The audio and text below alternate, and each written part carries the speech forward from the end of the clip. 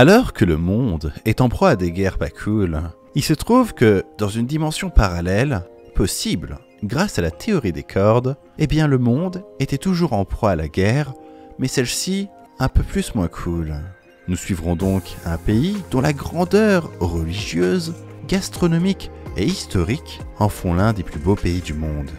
Italie? Angleterre? Chine? Non, plus grand encore. Indice, ce pays est l'inventeur du croissant au beurre et du barbecue. Oui, vous ne rêvez pas, il s'agit là de l'Éthiopie. Un peuple fier, à la couleur chocolat-cacao, est bien meilleur que son voisin, le chocolat blanc, en termes de goût.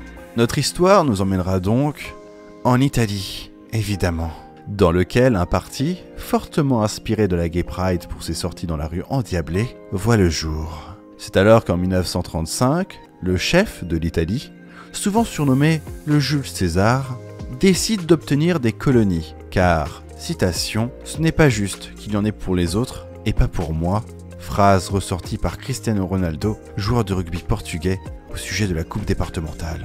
C'est ainsi que Mussolini lance son plan final, mais pas le même qu'un certain peintre allemand.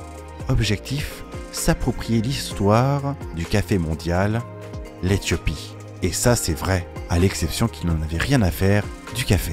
C'est donc ici, en France, dans la région Occitanie, que nous retrouvons le spécialiste de la guerre éthiope-italienne, Esteban, un réfugié espagnol qui a fui l'état totalitaire de 1975. À la mort de Franco, j'étais obligé de fuir mon pays, car mon grand-père avait participé à la libération de l'Espagne en 1935. Ça, peu de gens le savent. Heureusement qu'il existe en France des journaux qui en parlent en cours. Et pour des mesures jugées nécessaires, c'était la première et dernière fois que vous entendrez son accent du Sud, typique de Colombie.